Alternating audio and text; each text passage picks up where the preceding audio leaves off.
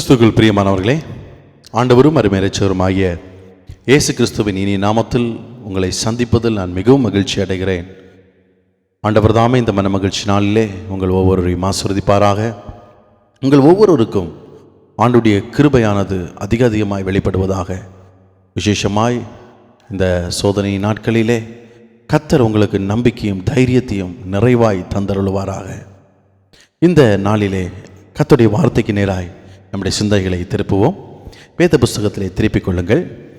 நெகேமியாவின் புஸ்தகம் 8ஆம் அதிகாரம் அதனுடைய 10வது வசனம். புக் ஆஃப் நெகேமியா சாப்டர் 8 verse 10. 10வது வசனத்தின் பின்பகுதியை நாம் தியானிப்போம். கர்த்தருக்குள் மகிழ்ச்சியாக இருப்பதே உங்களுடைய பலன். மறுபடியும் சொல்கிறேன், கர்த்தருக்குள் மகிழ்ச்சியாக இருப்பதே உங்களுடைய பலன் என்று ஆண்டவருடைய வார்த்தை சொல்கிறது. ஆம் பிரியமானவர்களே, மகிழ்ச்சி என்று சொல்லும்போது இந்த உலகத்தில் வாழும் எல்லாரும் எதிர்பார்க்கிற ஒரு காரியம் தான் மகிழ்ச்சி. மகிழ்ச்சிக்காக பலரும் பலவிதமான நிலைகளிலே வழிகளிலே முயற்சி செய்கிறார்கள். இந்த உலகத்தில் மகிழ்ச்சி கொடுக்கிற ஸ்தலங்கள் என்று சொல்லி சில ஸ்தலங்கள் இருக்கிறது. ஆனால் அவைகள் எதுவும் நிரந்தர மகிழ்ச்சியை மனுக்குலத்துக்கு மனிதர்களுக்கு கொடுப்பதில்லை. இங்கே கர்த்தருடைய வார்த்தை சொல்லுகிறது, கர்த்தருடைய பிள்ளைகளுக்கு ஆண்டவர் கொடுக்கிறதான ஒரு நம்பிக்கையின் வார்த்தை என்னவென்றால், கர்த்தருக்குள் மகிழ்ச்சியாக இருப்பதே உங்களுடைய பலன் என்று சொல்லுகிறார். இஸ்ரவேல் ஜனத்துக்கு ஆண்டவர் கொடுக்கிறதான ஒரு வாக்குத்தத்த வார்த்தை, நம்பிக்கையின் வார்த்தை என்னவென்றால், இஸ்ரவேல் ஜனம் கர்த்தரை சார்ந்த ஜனம். அவர்கள் கர்த்தரை தெய்வமாய் கொண்டவர்கள். காண்டாமிருகத்துக்கு ஒத்த பலன் அவர்களுக்கு இருக்கிறது என்று சொல்லி ஆண்டுடைய வார்த்தை சொல்லுகிறது. ஆம் பிரியமானவர்களே, காண்டாமிருகத்துக்கு ஒத்த பலனை தம்முடைய ஜனங்களுக்கு கர்த்தர் கொடுக்கிற தேவனாய் இருக்கிறார். அது மாத்திரமல்ல, ஆண்டுடைய வார்த்தை இவ்வாறு சொல்லுகிறது, கர்த்தர் தமது ஜனத்துக்கு பலன் கொடுப்பார், கர்த்தர் தமது ஜனத்துக்கு சமாதானம் அருளி அவர்களை ஆசீர்வதிப்பார் என்று சொல்லி ஆண்டுடைய வார்த்தை சொல்லுகிறது. ஆம் பிரியமானவர்களே, மகிழ்ச்சி கர்த்தர் கொடுக்கிறதான ஒரு பலன், கர்த்தருடைய பிள்ளைகளுக்கு கர்த்தர் கொடுக்கிற ஒரு பலன். அப்போஸ்தலனாகிய பவுல் சொல்லுகிறார், என்னை பலப்படுத்துகிற கிறிஸ்துவினாலே எல்லாவற்றையும் செய்ய எனக்கு பலன் உண்டு என்று அவர் அதனால்தான் நிச்சயமாக அறுதியிட்டு அவர் சொல்லுகிறார். ஆம் பிரியமானவர்களே, இந்த நெகேமியா புஸ்தகத்தில் ஆண்டவருடைய வார்த்தை இவ்விதம் சொல்ல காரணம் என்ன?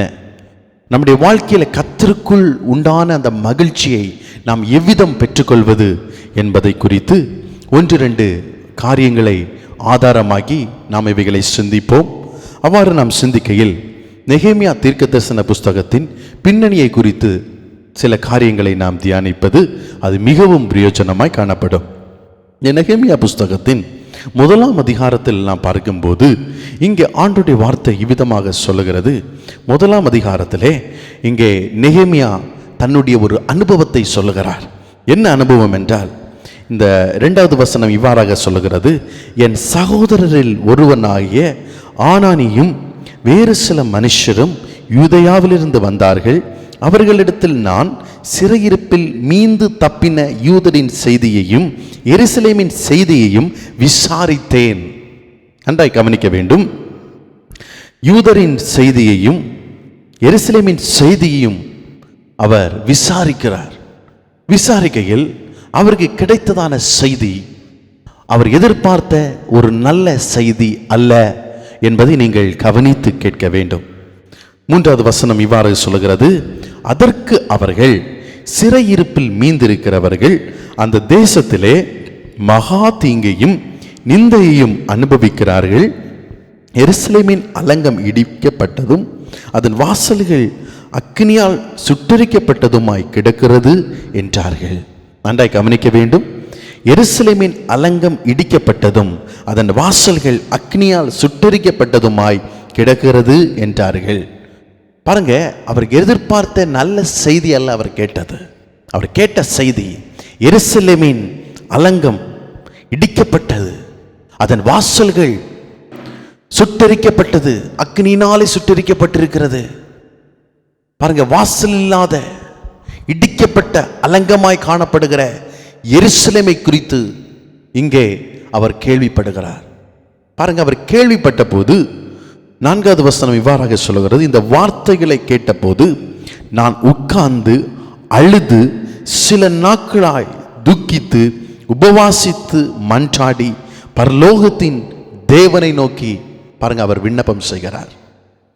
அவருடைய அந்த செய்தியை கேட்டபோது அவர் வாழ்க்கையிலே இருந்த எல்லா மகிழ்ச்சியும் சந்தோஷத்தையும் இழந்து, பாருங்க, துக்கித்து உபவாசித்து ஆண்டவரை நோக்கி பார்க்கிறார், பரலோகத்தின் தேவனை நோக்கி பார்க்கிறார், தன்னை தாழ்த்துகிறார்.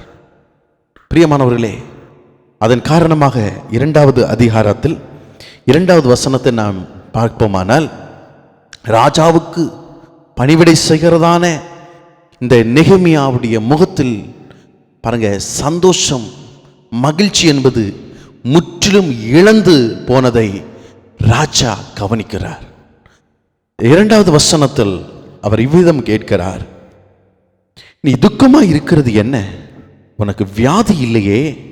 இது மனதின் துக்கமே ஒழிய வேறு ஒன்றும் அல்ல என்றார். பாருங்க, நெகேமியாவின் முகத்தில் பாருங்க அதில் இருந்த மகிழ்ச்சி இழந்து இப்பொழுது அதில் துக்கம் குடியிருக்கிறது. உலகத்தில் இவ்வாறு சொல்வார்கள், அகத்தின் அழகு முகத்தில் தெரியும் என்று. பாருங்க, உள்ளத்தில் காணப்பட்ட துக்கம், அந்த துக்கம் அவருடைய முகத்தில் பிரதிபலித்ததை ராஜா கவனித்தார். பாருங்க, கவனித்த போது என்ன சம்பவிக்கிறது என்றால், அவர் கேட்கிறார், ஏன் நீ துக்கமாயிருக்கிறாய்? உன் சரீரத்தில் எந்த பிரச்சனையும் இல்லையே, உனக்கு வியாதி இல்லையே, பின்ன ஏன் இந்த துக்கம் என்று சொல்லி அதன் பாருங்க அந்த துக்கத்தின் அந்த துக்கம் எவ்விதம் இருக்கிறது என்பதையும் அவர் சொல்லுகிறார். உன் மனதின் துக்கம், இது மனதின் துக்கமே ஒழிய வேறு ஒன்றும் அல்ல. ஆம் பிரியமானவர்களே, மனதிலே அவருக்கு இருந்த துக்கம் என்னவென்றால், ஐயோ எருசலேமின் அலங்கம் இடிக்கப்பட்டதே, எருசலேம் வாசல்கள் இல்லாமல் இருக்கிறதே. பிரியமானவர்களே, பாருங்க, அவருடைய வாழ்க்கையில் இருந்த துக்கம் பாருங்க உலகத்துக்கேற்ற துக்கம் அல்ல, தேவனுக்கேற்ற துக்கம். தேவனுக்கேற்ற துக்கம் என்றால் பாருங்க உலகத்துக்கு ஏற்ற விதமாய் துக்கப்படுகிற ஒரு காரியம் அல்ல. இன்று அநேகர் உலகத்துக்கேற்ற துக்கம் கொண்டிருக்கிறார்கள். ஐயோ, இந்த நிலை நீடித்தால் நான் என்ன செய்வது? என் குடும்பத்தின் சூழ்நிலை என்னவாகும்? என் வேலை என்னவாகும்? என் எதிர்காலம் என்னவாகும்? பாருங்க, உலகத்தை குறித்ததான துக்கம், உலகத்தை குறித்ததான கவலை. நம்முடைய அருள்நாதராகி இயேசு கிறிஸ்து சொல்லும்போது இவ்வாறு சொல்லுகிறார், கவலைப்படுகிறதுனால் உங்களுக்கு லாபம் என்ன? அதனால் உங்களுக்கு பயன் என்ன? ஆம் பிரியமானவர்களே, பாருங்க, அவர் சொல்லுகிறார், முதலாவது தேவனுடைய ராஜ்யத்தையும் அவருடைய நீதியும் தேடுங்கள், அப்பொழுது இவைகள் எல்லாம் உங்களுக்கு கூட கொடுக்கப்படும் என்று அவர் சொல்லுகிறார். பாருங்க, நாம் தேட வேண்டியது, நாம் செய்ய வேண்டியது என்ன? அது தேவனுக்கு ஏற்ற காரியங்கள். இங்கே நெகேமியா தன்னை குறித்து அவர் கவலைப்படவில்லை. தன்னை குறித்து அவர் சிந்தித்து, நான் நன்றாக இருக்கிறேனே, அரண்மனையில் என் வாழ்க்கை ஒரு வெல் செட்டில்டாக இருக்கிறது, என்னுடைய காரியம் நன்றாய் நடக்கிறதே, அது போதும் என்று சொல்லி அவர் இருக்கவில்லை. எருசலேமை குறித்ததான கவலை அவருடைய உள்ளத்தை பாருங்க, உள்ளத்தில் காணப்பட்ட மகிழ்ச்சியை, சந்தோஷத்தை, எல்லாவற்றையும் இழக்க செய்தது. பிரியமானவர்களே, உங்கள் வாழ்க்கையிலும் எதற்காக நீங்கள் கவலைப்படுகிறீர்கள்? உங்கள் துக்கம் எவ்விதம் இருக்கிறது? உலகத்துக்கேற்ற பிரகாரமாய் இருக்கிறதா, அல்லது கர்த்தருக்கேற்ற துக்கம் கொண்டிருக்கிறீர்களா? ஐயோ, என் வாழ்க்கையிலே ஆவிக்குரிய நிலையில் வளர முடியவில்லையே, ஆவிக்குரிய அனுபவத்தில் என் அலங்கம் இடிக்கப்பட்டிருக்கிறதே, வாசல்கள் சுட்டரிக்கப்பட்டிருக்கிறதே, நொறுக்கப்பட்டிருக்கிறதே, நான் என்ன செய்வது? அப்படி தேவனுக்கேற்ற துக்கம் கொண்டிருக்கிறீர்களா? பிரியமானவர்களே, அலங்கம் இடிந்து கிடக்குமானால், வாசல்கள் நொறுக்கப்பட்டு கிடக்குமானால், உங்கள் ஆவிக்குரிய வாழ்க்கை கேட்பாரற்று கிடக்கிறது என்பது தான் அதற்கு பொருள். ஆண்டவருடைய வார்த்தை சொல்லுகிறது, நம்முடைய ஆவிக்குரிய வாழ்க்கையிலே சத்துருவின் குடியேறுதல் இருக்கக்கூடாது. சத்துருவானவன் அத்துமீறல் இருக்கக்கூடாது நம்முடைய வாழ்க்கையில. அப்படி இருக்கக்கூடாது என்றால் நம்முடைய வாசல்கள் பலப்படுத்தப்பட்டிருக்க வேண்டும்.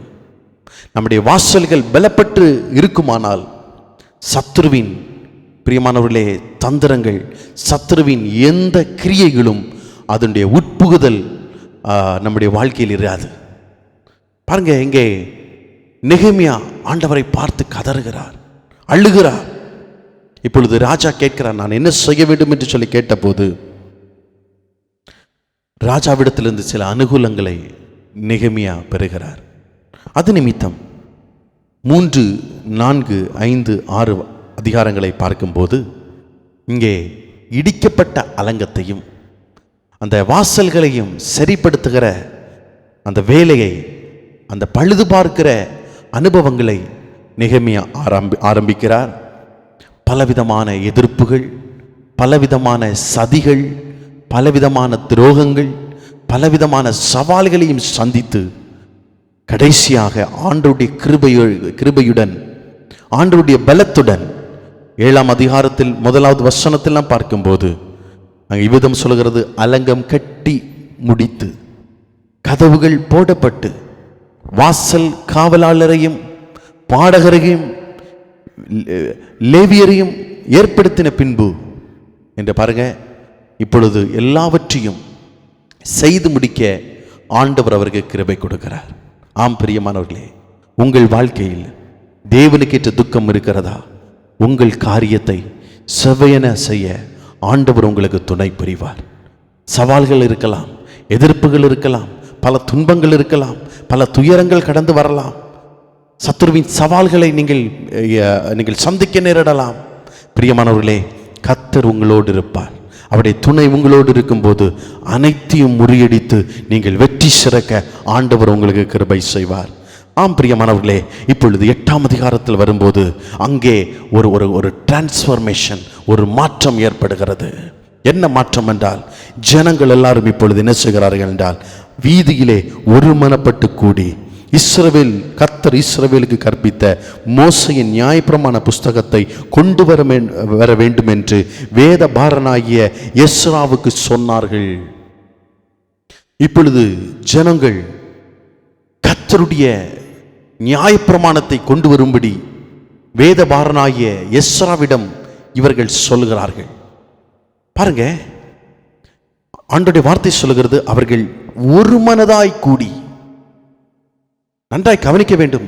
சிதறடிக்கப்பட்ட ஜனங்கள், சிதறடிக்கப்பட்ட அனுபவங்கள் இப்பொழுது ஒரு மனதாய் கூடுகிற ஒரு அனுபவமாய் இங்கே மாறுகிறது. பெந்தெகோஸ்தே நாளிலும் இதுதான் சம்பவித்தது.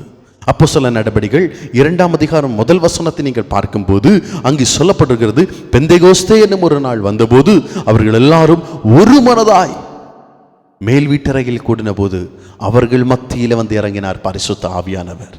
ஆம் பிரியமானவர்களே, எங்கே 2, 3 பேர் ஒரு மனதோடு எங்கே கூடுகிறார்களோ அவர்கள் மத்தியிலே கர்த்தர் இருக்கிறார். அவர்கள் மத்தியில் ஆண்டவருடைய பிரசன்னம் இருக்கிறது. சிதறடிக்கப்பட்ட அனுபவங்கள், சிதறடிக்கப்பட்ட காரியங்கள் ஒன்றிணைக்க வேண்டுமானால் பிரியமானவர்களே, உங்கள் ஆவிக்குரிய அலங்கம் எப்படி இருக்கிறது என்பதை நோக்கி பாருங்கள். ஆவிக்குரிய வாழ்க்கையிலே உங்களுடைய தாழ்பாள்கள், வாசல்கள் உறுதிப்படுத்தப்பட்டிருக்கிறதா என்பதை நீங்கள் உற்று கவனியுங்கள். ஆம் பிரியமானவர்களே, பாருங்க, நெகேமியா தாம் செய்ய வேண்டியதை செய்த போது சிதறடிக்கப்பட்டவர்கள் ஒன்றாக கூடுகிறார்கள். பாருங்க, சிதறடிக்கப்பட்ட அனுபவங்கள் ஒன்றாக ஒருமனப்பட வேண்டுமா? பிரியமானவர்களே, அலங்கம் கட்டப்பட வேண்டும், அலங்கம் கட்டப்பட வேண்டும். அதுபோல வாசல்கள் சரி செய்யப்பட வேண்டும். வாசல்கள் சரி செய்யப்பட்டால் சத்ருவின் உட்புகுதல் இராது. இந்த அநேக குடும்பங்களிலே, அநேகருடைய சூழ்நிலைகளிலே சத்ருவின் உட்புகுதல் இருக்கிறது. காரணம் என்ன? வாசல்கள் பலப்படவில்லை. இங்கே ஜனங்கள் ஒரு மனதோடு கூடுகிறார்கள். ஜனங்கள் கர்த்தருடைய வார்த்தைக்கு நேராக அவர்கள் தங்கள் தங்கள் தங்கள் விருப்பத்தை தெரிவிக்க காரணம் என்ன? அலங்கம் சரி செய்யப்பட்டது, வாசல்கள் உறுதி செய்யப்பட்டது. பிரியமானவர்களே, இப்பொழுது என்ன சம்பவிக்கிறது என்றால், இங்கே ஆண்டவருடைய வார்த்தை தெளிவாக சொல்கிறது. 2வது வசனம் சொல்லுகிறது, புருஷரும் ஸ்திரீகளும் கேட்டறியத்தக்கதாய்.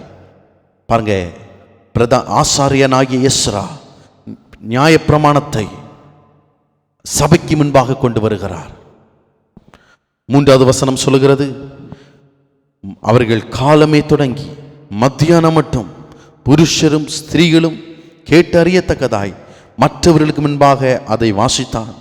சகல ஜனங்களும் நியாயப்பிரமாண புஸ்தகத்திற்கு கவனமாய் செவி கொடுத்தார்கள். நன்றாய் கவனிக்க வேண்டும். ஒரு மனதோடு அவர்கள் கூடுகிறார்கள். 2வதாக வசனத்தை கேட்கிறார்கள். 3வதாக கவனமாக செவி கொடுக்கிறார்கள். ஆம் பிரியமானவர்களே, ஒரு மனம் ஏற்படும் போது ஆண்டவருடைய வார்த்தை அங்கே வெளிப்படுகிறது.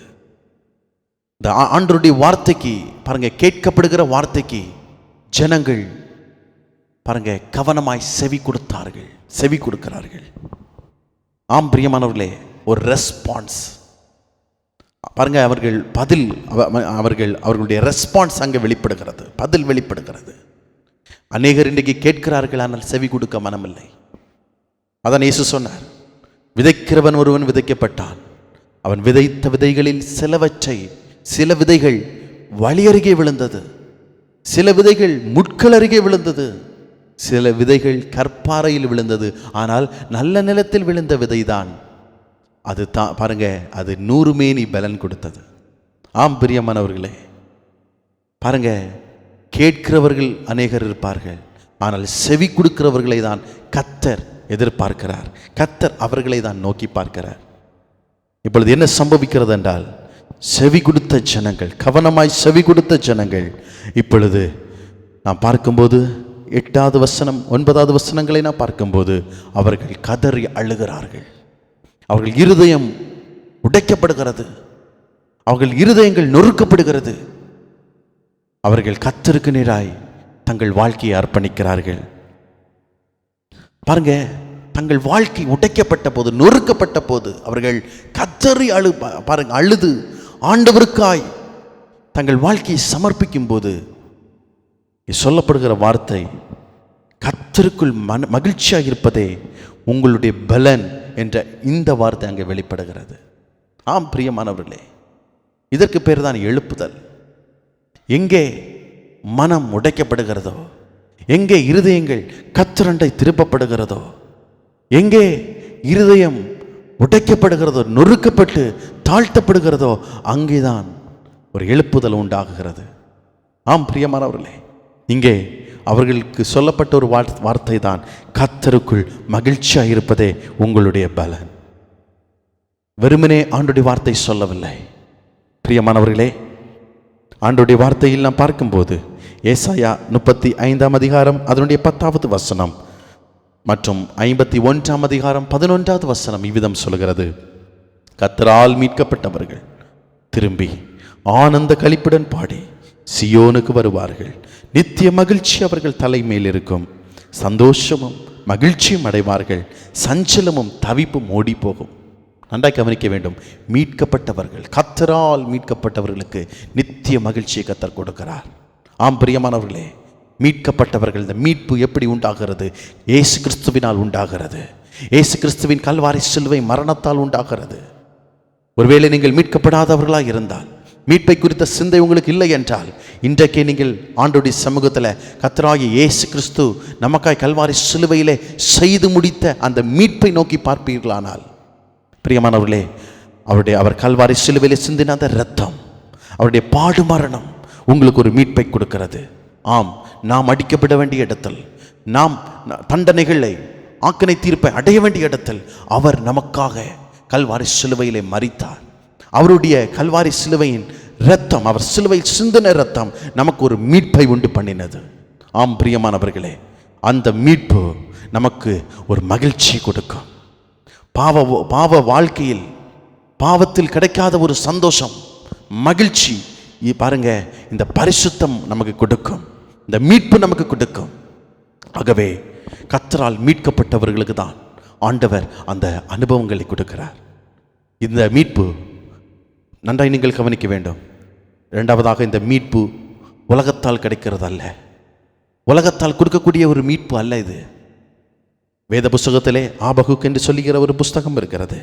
இந்த ஆபகுக் புஸ்தகம் 3ஆம் அதிகாரம் 17-18 வசனங்களை வாசிக்கும் போது இங்கே ஆபகுக் தீர்க்கதரிசி இவ்வாறாக சொல்லுகிறார்: அத்திமரம் துளிர் விடாமற் போனாலும், திராட்சை செடிகளில் பழம் உண்டாகாமற் போனாலும், ஒலிவ மரத்தின் பலன் அற்று போனாலும், வயலில் தானியங்கள் விளைவியாமற் போனாலும், கிடையில் ஆட்டு மந்தைகள் முதலற்று போனாலும், தொழுவத்திலே மாடுகள் இல்லாமற் போனாலும், பாருங்க, வாட் எவர் ஹேப்பன்ஸ், நடப்பதெல்லாம் நெகட்டிவா இருந்தாலும் அவர் சொல்லுகிறார், நான் கர்த்தருக்குள் மகிழ்ச்சியா இருப்பேன், என் ரட்சிப்பின் தேவனுக்குள் களி கூறுவேன். அப்படி என்றால் என்னதான் நடக்கட்டும், என் மகிழ்ச்சி கர்த்தருக்குள்ள தான் இருக்கும். ரட்சிப்பின் தேவன், என்னை ரட்சித்த தேவனுக்குள்ள நான் களி கூறுவேன். ஆம் பிரியமானவர்களே, எத்தனை பேர் சொல்ல முடியும் கர்த்தருக்குள் களி கூறுகிற அனுபவம்? இது உலகத்தால் கொடுக்க முடியாது. பாருங்க, சிலர் இது இருந்தால் நல்லா இருக்கும்னு நினைப்பாங்க, சிலர் இந்த காரியம் எனக்கு இருந்தால் நல்லா இருக்கும், பாருங்க அது அவங்களுக்கு இருக்குது அதனால் அவங்க நல்லா இருக்கிறாங்க அப்படி நினைப்பாங்க. பாருங்க, நன்றாய் கவனிங்க, உலகத்தின் பொருட்கள் உங்களுக்கு நிலையான மகிழ்ச்சியை கொடுக்க முடியாது. உலகத்தின் காரியங்கள் எதுவும் உங்களுக்கு ஒரு நிரந்தரமான நித்திய மகிழ்ச்சியை கொடுக்க முடியாது. பாருங்க, இங்கே ஒரு தீர்க்கதரிசி சொல்லுகிறார், எனக்கு எதுவும் இல்லாமல் போனாலும் நான் கர்த்தருக்குள் மகிழ்ச்சியாக இருப்பேன். அப்படி என்றால் என்ன? இது ஆண்டவரால் நமக்கு கொடுக்கிற ஒரு மகிழ்ச்சி. பிரியமானவர்களே, இந்த மகிழ்ச்சியை இந்த நாளிலே நீங்கள் பெற்றுக்கொள்ள வேண்டும். இந்த மகிழ்ச்சியை நீங்கள் பெற்றுக்கொள்ள வேண்டுமானால் நீங்கள் இயேசு கிறிஸ்துவின் மீட்பை பெற்றவர்களாக இருக்க வேண்டும். உங்கள் வாழ்க்கையிலே இடிக்கப்பட்ட அலங்கம், அதுபோல அந்த வாசல்கள் எல்லாம் சரி செய்யப்பட வேண்டும். எல்லாவற்றையும் நாம் செய்யும்போது ஆண்டவர் நாம் இழந்து போன தேவ பிரசன்னத்தை, இழந்து போன மகிழ்ச்சியை ஆண்டவர் திரும்ப கொடுப்பார். ஆம் பிரியமானவர்களே, இஸ்ரவேல் ஜனம், நம்பிக்கையற்ற ஜனம், சிதறடிக்கப்பட்ட ஜனம், எவ்வாறு அவர்கள் மகிழ்ச்சி, கர்த்தரால் உண்டான மகிழ்ச்சி அவர்கள் வாழ்க்கையில் சரி செய்யப்பட்டதோ, எவ்வாறு கர்த்தருக்குள் உண்டான மகிழ்ச்சி அவர்களுக்கு கொடுக்கப்பட்டதோ, அதே மகிழ்ச்சியை கர்த்தர் உங்களுக்கு கொடுப்பார். ஆம் பிரியமானவர்களே, உலகத்தில் நீங்கள் கேட்கிற வார்த்தைகள் நம்பிக்கையற்ற வார்த்தைகளாக இருக்கலாம், உங்களை கலங்க பண்ணுகிற வார்த்தைகளாக இருக்கலாம், உங்களை சோர்வடைய செய்கிற வார்த்தைகளாக இருக்கலாம். கர்த்தருடைய வார்த்தையை நம்புங்கள். உங்கள் வாழ்க்கையில் நிச்சயமாய் கர்த்தர் பெரிய காரியங்களை செய்வார். உங்கள் குடும்பம் மகிழ்ச்சியாக இருக்க ஆண்டவர் உதவி செய்வார். நாம் ஜெபிப்போம். ஸ்தோத்திரிக்கிறோம் எங்கள் அன்பின் பரலோக பிதாவே, ஆசீர்வதிக்கப்பட்டதான நல்ல மனமகிழ்ச்சி நாளுக்காய் நாங்கள் உம்மை துதிக்கிறோம், ஸ்தோத்திரிக்கிறோம். ஏசப்பா, ஆண்டவரே, நீங்கள் கொடுக்குற மகிழ்ச்சி அது நிரந்தரமானதப்பா. அந்த மகிழ்ச்சியை நாங்கள் பெற்றுக்கொள்ள நாங்கள் என்ன செய்ய வேண்டும் என்று சொல்லி ஏசப்பா நாங்கள் கற்றுக்கொண்டதை எங்கள் வாழ்க்கையில் நாங்கள் செய்ய எங்களுக்கு கிருபை தாரும் அப்பா. விசேஷமாய் இடிக்கப்பட்டிருக்கிற அலங்கங்கள் இந்த நாளிலே சரி செய்யப்படணும் அப்பா. இடிக்கப்பட்ட ஆவிக்குரிய அனுபவங்கள் இந்த நாட்களிலே கட்டப்பட வேண்டும் ஆண்டவரே. வாசல்கள் இல்லாத ஆவிக்குரிய அனுபவங்கள் ஆண்டவரே இந்த நாட்களில் அப்பா தம்முடைய பிள்ளைகளுக்கு ஆண்டவரே ஒரு வாசல்கள் ஏற்படுத்தப்பட்டு அப்பா, வாசல்களின் காவல் ஆண்டவரே, காவல்காரராய் அப்பா உங்க பிரசன்னம் அங்கே நிற்கணும் ஆண்டவரே. சத்துருவின் உட்புகுதல் இருக்கக்கூடாது அப்பா. அலங்கம் இடிக்கப்பட்டு கேட்பாரற்று பாழாய்வு இருக்கக்கூடாது ஆண்டவரே. நம்முடைய பிள்ளைகளுடைய ஆவிக்குரிய வாழ்க்கை முன்னிலும் ஆண்டவரே அதிக பலன் உள்ளதாய் ஆண்டவரே, என்னை பலப்படுத்துகிற கிறிஸ்துவினாலே எல்லாவற்றையும் செய்ய எனக்கு பலன் உண்டு என்று சொன்ன அப்போஸ்தலனுடைய அந்த வார்த்தைகளின்படி ஆண்டவரே நம்முடைய பிள்ளைகளுடைய அனுபவங்கள் பலப்படுத்தப்படட்டும் ஆண்டவரே. பலவீனராய் அல்ல ஆண்டவரே, பலனற்றவர்களாய் அல்ல ஆண்டவரே, பலனுள்ளவர்களாய் கர்த்தருக்குள் உண்டான மகிழ்ச்சி ஆண்டவர்களை பலப்படுத்தட்டும் ஆண்டவரே. அப்போ ஆபகுக் தீர்க்கதரிசி போல எந்த சூழ்நிலையிலும் ஆண்டவரே மகிழ்ச்சி இழந்து விடாதபடி ஆண்டவர் அந்த மகிழ்ச்சி நிரந்தரமாய் அந்த மகிழ்ச்சி காணப்பட கர்த்தர் கிருபை செய்யுங்க அப்பா. ஆண்டவரே, இந்த வேளையிலும் அப்பா, இந்த வசனத்தை கேட்கிற, இந்த வார்த்தையை கேட்ட ஒவ்வொருவரையும் கர்த்தர் ஆசீர்வதிப்பீராக. அவர்கள் வாழ்க்கையில் ஆண்டவரே ஒரு நம்பிக்கை உண்டாகட்டும், நம்பிக்கை துளிர்விடட்டும் ஆண்டவரே. எஸ் லார்ட், ஹல்லேலூயா. விசேஷமாய் ஆண்டவரே, உலகத்தின் எல்லா தேசங்களுக்காக நாங்கள் ஜெபிக்கிறோம். விசேஷமாய் இந்த கொடிய வைரஸினால் பாதிக்கப்பட்டிருக்கிற ஒவ்வொருவருக்காய் ஜெபிக்கிறோம் ஆண்டவரே. தனிமைப்படுத்தப்பட்டிருக்கிற ஒவ்வொருவருக்காய் நாங்கள் ஜெபிக்கிறோம். கர்த்தர் தாமே அவர்களுக்கு துணையாயிருப்பீராக. கர்த்தர் தாமே அவர்களுக்கு பாதுகாவலாயிருப்பீராக. ஆரோக்கியத்தை கொடுப்பீராக, சுகத்தை கொடுப்பீராக, பலத்தை கொடுப்பீராக. வெகு சீக்கிரத்தில் இந்த வாதை ஆண்டவரே, இந்த வைரஸானது எங்கள் தேசத்தை விட்டு அழித்து போகத்தக்கதாய் உங்க மகிமையின் பிரசன்னம் ஒவ்வொருடைய மத்தியிலும் வெளிப்படட்டும் ஆண்டவரே. ஆண்டவரே ஸ்தோத்திரம் ஆண்டவரே. கர்த்தருக்குள் மகிழ்ச்சியாக இருப்பதே ஒவ்வொருடைய வாழ்க்கையிலும் பலனாக இருக்கட்டும். ஆசீர்வதிங்க. விசேஷமாய் இந்நாட்களில் ஆண்டவரே, மருத்துவ துறையிலே பணியாற்றுகிற ஒவ்வொருவரையும் ஆண்டவரே, ஒவ்வொரு டாக்டர்ஸ், நர்சஸ் ஆண்டவரே, மற்றும் அவர்களுக்கு உதவி செய்கிற அனைத்து வாலண்டியர்ஸ் எல்லாரையும் கர்த்தர் ஆசீர்வதிங்க அப்பா. நீங்க தாமே உங்க கிருபையின் பிரசனம் தாமே அவர்களுக்கு பாதுகாவலாக இருக்கணும் ஆண்டவரே. அவர்களுக்கு நீங்க அடைக்கலமா இருக்கணும் ஆண்டவரே, ஆதாரமா இருக்கணும் ஆண்டவரே. அதுபோல் ஆண்டவரே, தேசத்தின் தலைவர்கள் ஒவ்வொருவரும் ஆண்டவரே காரியங்களை ஆண்டவரே செய்யத்தக்கதான் விசேஷித்த ஆவி, விசேஷித்த கிருபைகளை, விசேஷித்த ஞானத்தை தலைவர்களுக்கும் கர்த்தர் கொடுத்து எங்கள் தேசம் ஆண்டவரே ஒரு ஆசீர்வதிக்கப்பட்ட தேசமாய், ஆண்டவரே தேசங்கள் ஆசீர்வதிக்கப்பட்ட தேசங்களாய் காணப்பட கர்த்தர் கிருபை செய்வீராக. எங்களை முற்றிலுமாய் தாழ்த்துகிறோம். திருக்கரங்களில் எங்களை வெறுமையாக்கி சமர்ப்பிக்கிறோம். கர்த்தர் தாமே பெரிய காரியங்களை செய்வீராக. மீட்பரச்சருமா இருக்கிற இயேசு கிறிஸ்து மூலமாக எங்கள் ஜெபங்களை ஏற்றுக்கொள்ளும் ஜீவனுள்ள நல்ல பிதாவே, ஆமென். நாம் சேர்ந்து சொல்லுவோமா? என் ஆத்துமாவே கர்த்தரை ஸ்தோத்திரி, என் முழுமையோட பரிசுத்த நாமத்தை ஸ்தோத்திரி. என் ஆத்துமாவே கர்த்தரை ஸ்தோத்திரி, கர்த்தர் செய்த சகல உபகாரங்களையும் மறவாதே. ஆமென், ஆமென். பிரியமானவர்களே, கர்த்தர் உங்களை ஆசீர்வதிப்பாராக. கர்த்தர் உங்களுக்கு துணையாக இருப்பாராக. நீங்கள் மகிழ்ச்சியோடு இருப்பீர்கள். கர்த்தருடைய கிருபை உங்களோடு இருக்கும். ஆமென்.